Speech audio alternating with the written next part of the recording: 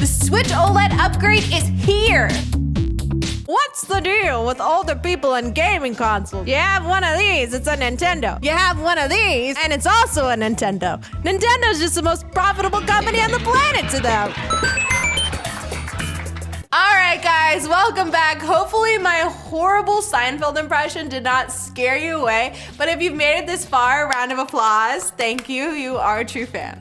This week we've got some major news. I'm so excited. We might actually be seeing some elements of Breath of the Wild 2 coming our way. We've got this incredible Switch OLED upgrade, which looks like the new Switch Pro Plus, which I'm so excited about. We've got the end of Smash, which I am heartbroken over, but obviously we still have to cover it. And we even have somebody that got arrested for scalping Nintendo devices. And let's not forget the incredible Pokemon Shining Pearl speedrun that took place in only 33 minutes. Like, I'm pretty sure that's actually genuinely a world record. All right, let's not wait any longer. Let's get into it. The new Switch Pro Plus is fully realized in this incredible Indiegogo design. Like, I mean, just look at this thing. I'm like drooling. It looks so good. Obviously, just from looking at it, you can tell there's an 11.6-inch screen on this baby. It looks incredible. They also have additional speakers going, like actual finally enhanced sound. I feel like Nintendo keeps saying they're giving us better sound, but like no actual specs. With this design though, you know for sure you are getting actual genuine enhanced sound. So even though you're getting a bigger screen, you're not necessarily going to be getting those true colors that we've all come to know and love on the OLED, which is a bummer. I know you're wondering, what is the name of this incredible device? It is called the Orion. It just like sounds cool, but also to me, it sounds like an evil AI that like takes over the world. So when I first looked at this, I was like, how the heck does this thing even work? Well, it's actually super simple. All you need to do is take the Joy-Cons and attach them to the side of the Orion, and then your actual Switch just goes into a compartment in the back. Super simple, and you're good to go. Now, the bad news. We've been having a lot of fun daydreaming about how fun it would be to have an Orion, but the cost is pretty high. It's $250.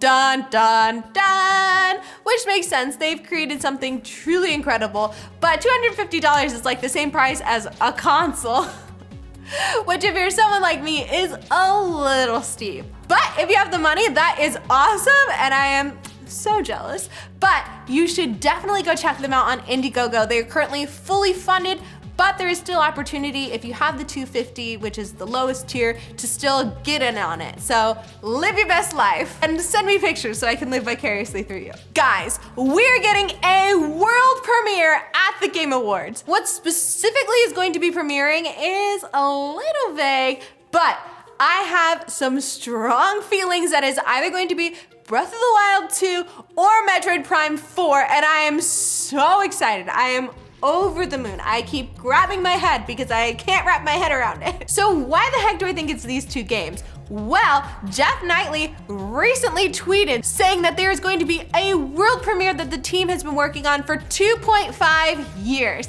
2.5 years being the key here.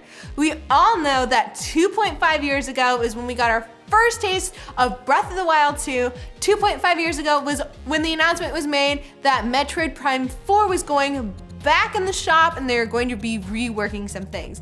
These are the two major games that everybody's been clamoring for, and if you look at the timeline, Breath of the Wild 2 is coming up really soon. Almost too soon for us not to even have a title by now. All I can say is that my eyes are going to be glued to the screen for the Game Awards, and I will keep you updated on whatever it is they announce. All right guys, I'm sure I'm not alone in the fact that my current game I am playing through is Pokemon Brilliant Diamond, and my mind was completely blown when I saw this Pokemon Shining Pearl speedrun that was only 33 minutes. Like, it made me feel so inadequate. Like, I've definitely been playing for more than 33 minutes and I'm not done with the game. Does that make me a failure? YouTuber Worcester, apologies if I'm pronouncing this very wrong, was the one responsible for the speedrun, and many believe this could actually be the world record for a Shining Pearl speedrun, which is Again, mind-blowing. I keep saying my mind is being blown a lot, I feel like today, but it's true. My mind is no longer here. It's in pieces. 33 minutes and 10 seconds, that's like 3 all too wells, 10-minute version, Taylor's version. I can't believe it. And before you go feeling inadequate, don't worry. He used a lot of tricks and glitches to speed the game up. So what specific tricks and glitches? I'm so glad you asked. He used a glitch that entirely skipped the trainer battles and the Elite Four matches, which I feel like obviously takes out a lot of time. He also used a menu trick to turn off the sound, which apparently the jingles like take time to use, which is so weird. Like I wouldn't even think about that. He also used a glitch called door storage, which actually prevents certain scripts from loading, which again helps you save time overall in the game. He also used that same glitch in a combination with Surf to do this super crazy thing where he was able to like warp inside of doors and even surf on land. The whole thing is just, again, mind-blowing. I feel like we should keep a count of how many times I've said mind-blowing. Like number of times Nicole's mind has been blown. It's probably like 50 at this point.